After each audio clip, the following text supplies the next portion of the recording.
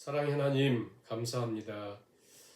우리의 삶의 여러 가지 수치스러움과 우리의 연약함과 폐허감을 경험할 때 애굽에서 빨리 나온 아브라함과 같이 우리가 그 수치심에서 그 부끄러운 환경에서 하나님을 붙들고 나와 우리 아버지 앞에 더욱더 가까이 나가는 저희들 되게 하시며 우리 심령에 새겨진 하나님, 크신 하나님으로 이 땅을 담대하게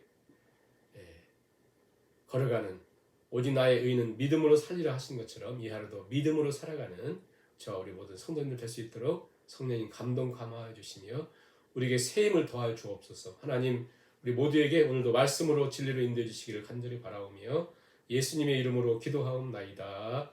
아멘. 찬송가 450장 찬양을 드리시겠습니다. 내 평생 소원 이것뿐 주의 하다가 이 세상 이별하는 날 주 앞에 가리라. 꿈같이 헛된 세상 일 취할 것 무엇냐.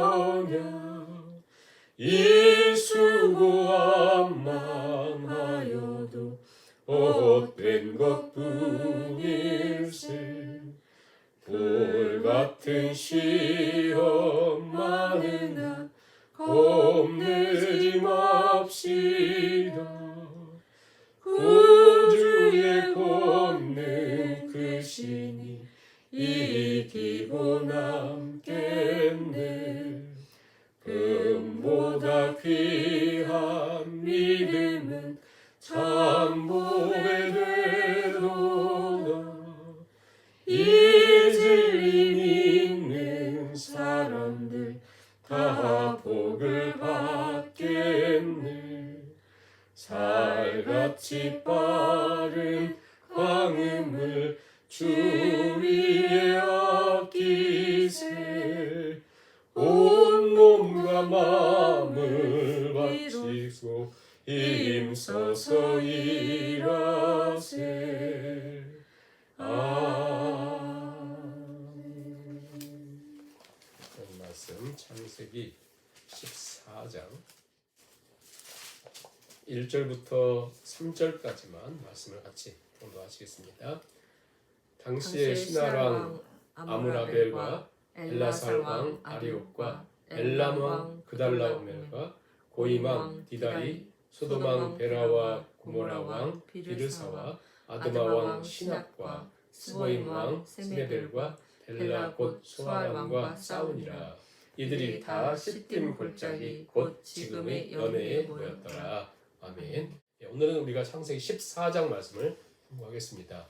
창세기 12장에서 이제 구속사의 시작인데 하나님 아브라함을 부르시고 아브라함이 갈대아우를 떠나 가나안 땅에 도착하고 기근을 만나고 기근을 피하기 위해서 애굽으로 갔다가 아내를 누이라고 속이면서 이제 큰 위험에 빠져 있었을 때 하나님이 개입하시고 하나님 바로를 혼내시면서 큰 재산을 가지고 이제 부랴부랴 애굽을 떠납니다. 근데 이제 아브라함은 그곳에서 자기의 수치스러운 모습을 발견했고 자기가 얼마나 믿음 없는 존재인가, 자기는 얼마나 패역한 존재인가를 철저하게 깨달았는데요. 그러면서 하나님의 크심을 경험하죠. 하나님은 세계 최강의 애굽마저도 하나님 손보신다. 그리고 바로 왕, 그들이 신처럼 여겼거든요. 그도 하나님께서 그냥 손보시는 크신 하나님을 새롭게 또 경험하죠. 그게 아브라함 평생의 큰 체험입니다. 하나님, 크신 하나님. 그러면서 이제 돌아왔는데 가나안 땅에 오자마자 갈등이 생기죠. 그런데 롯에게 양보하면서 네가 좋은 걸 선택해라. 그리고 그는 하나님을 선택, 하나님 그 제사하는 것을 중요하게 여겼습니다. 자, 그러니까 12장에서 경험했던 하나님, 13장에서 이제 그 롯과의 갈등의 문제에서 드러나고요. 그 크신 하나님 누구신가를. 그리고 오늘 14장은 더 놀라운 사건입니다. 더 놀라운 사건이 뭐냐면 저 북쪽에 네 나라가 엘람을 중심으로 한 네 연합군이 있는데 네 나라가 있는데 네 왕이 있어요. 네 왕이. 그리고 여기 그 소돔을 중심으로 한 다섯 왕이 이렇게 있었습니다. 이렇게 왕이 있었는데 요 네 나라가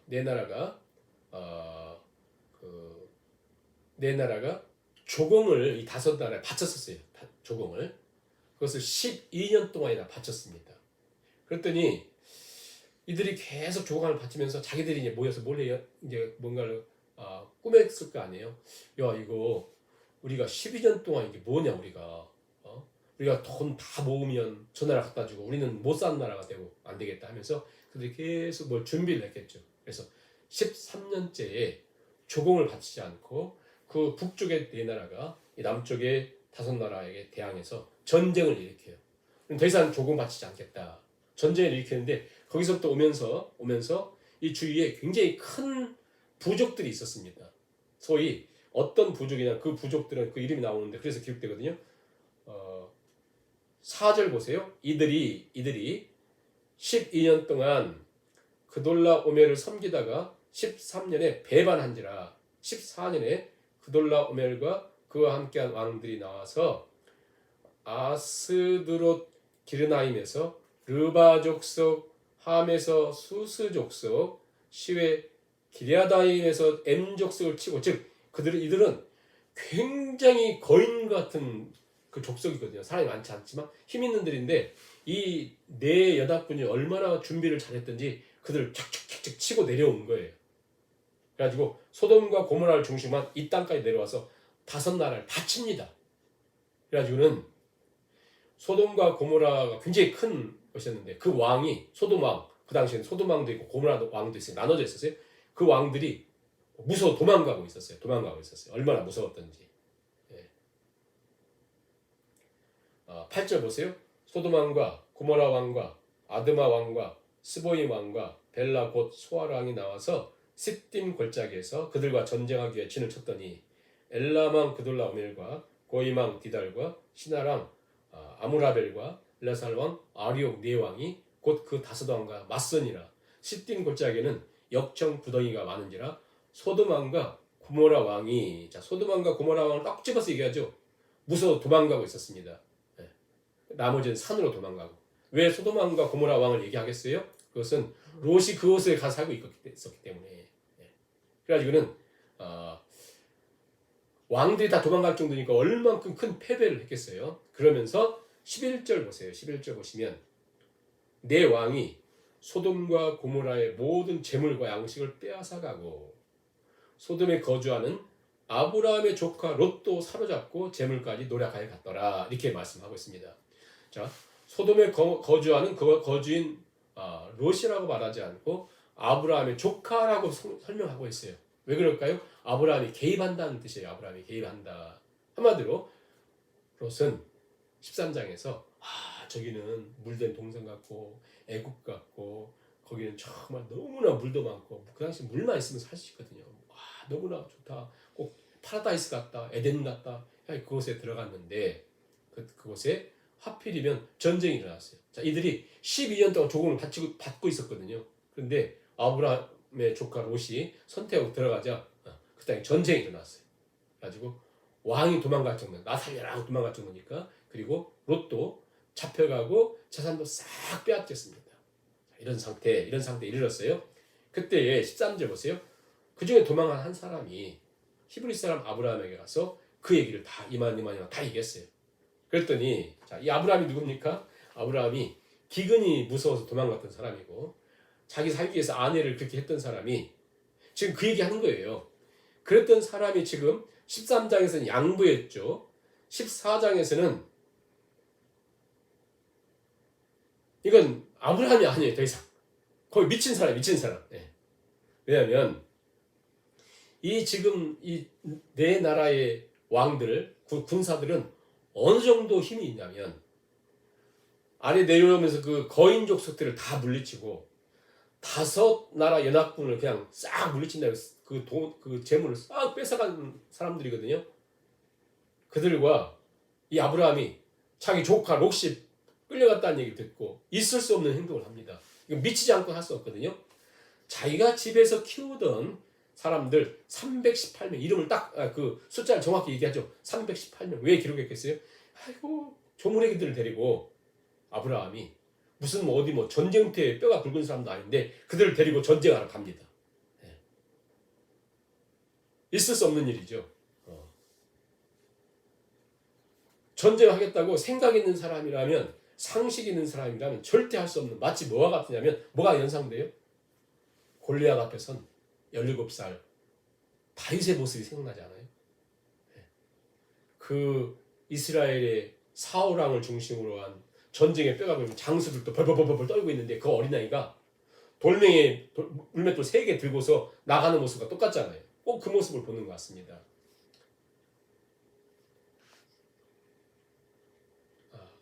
그들과 전쟁하기 위해서. 무엇 때문에요?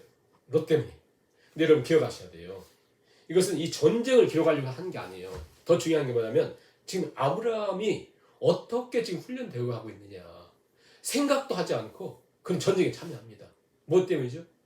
우리 하나님이 세계 최강인 애굽에 내가 비참하게 있을 때에 그 왕 손보신 하나님이 저것들 아브라함의 생각에 저것들 내 나라 저거 아무것도 아니다 생각하는 거예요.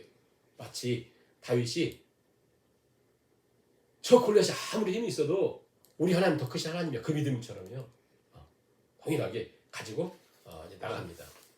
나가서 어떤 결과를 얻게 되냐면 나가서 전쟁을 합니다. 가가지고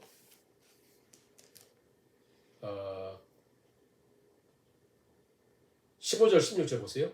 그와 그의 가신들이 318명이에요. 나뉘어 밤에 그들을 쳐부수고 다메섹 왼편 호바까지 쫓아가서 모든 빼앗겼던 재물과 조카 롯과 그의 재물과 부녀와 친척을 다 찾아갔더라. 엄청난 승리를 한 것이죠.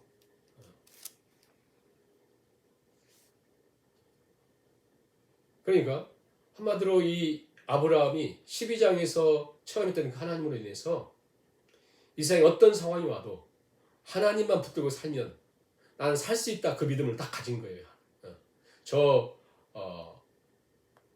애굽의 신으로 여기는 바로마저 손보신 하나님이라면 하나님 못하시기 뭐 이겠나 그 믿음을 가지고 온 거죠. 물론 아브라함 여전히 연약함이 있어요. 계속 넘어지거든요. 그러나 어떤 중요한 순간순간마다 하나님의 크심을 그건 다 가지고 걸어가죠. 그러면서 다 빼앗아 옵니다. 자, 빼앗아 온 것보다 더 중요한 사건이 뭐냐면 그 다음에 있는 2가지를 설명해요. 두 사람을 만나면서 그 설명을 하는 거거든요. 누구를 만나냐면 소돔 왕을 만난 사건과 그리고 멜기세덱이라고 하는 살렘 왕을 만난 사건을 통해서 진짜 의미가 무엇인가를 가르쳐줍니다. 자, 먼저 소돔 왕을 만난 사건을 우리 한번 생각해보면 소돔 왕을 만났어요. 전쟁을 이기고 와서 다 오는데 소돔 왕이 누구라고 얘기했어요? 자기 살기 위해서 막 도망갔던 사람이잖아요.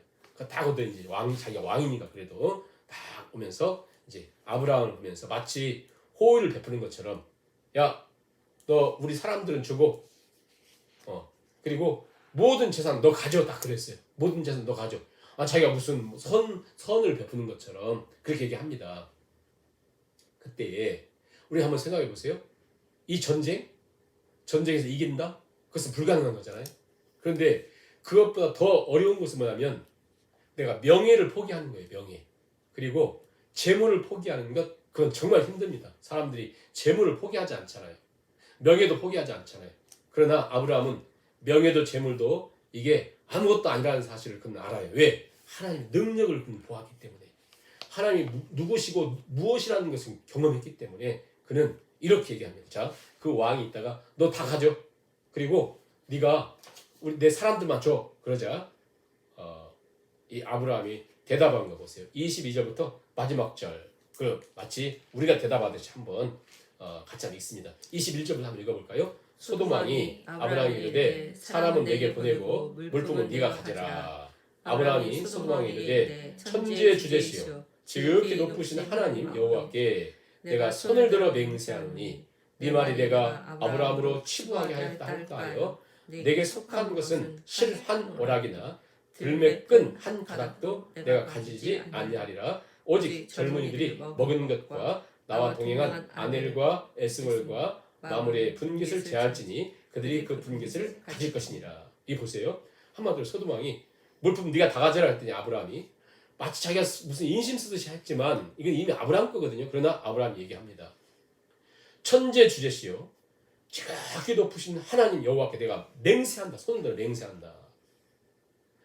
내가 이걸 다 가졌을 때에 네 말대로 가졌을 때에 마치 아브라함 소돔 왕 때문에 부자 됐어. 나 그런 얘기 듣기 싫어. 하나님이 내 인생의 부자인데 나 그런 얘기 듣기 싫다. 나 실 하나 나 여기 한마디로 나 눈물 꿈맥기 하나도 난 갖지 않을 것이다. 하나도 난 갖지 않는다. 이 물질 명예 이 포기하는 거 쉽지 않습니다. 전쟁 이기는 것보다 힘들어요. 난 아무것도 갖지 않겠다. 즉 무슨 말이냐면 천재 주제신 하나님 앞에 내가 손을 들어 맹세한다. 나에게는 하나님 계시다. 그래. 나에게는 하나님 계시다. 나에게는 하나님이 계시다. 난 하나님 때문에 사는 존재다. 나를 부욕케 하신 하나님은 오늘도 나와 함께 하신다. 그분이 이 세상에 또 천지의 주제시요 그분이 가장 높으신 하나님이시다. 그 하나님 난 믿는다.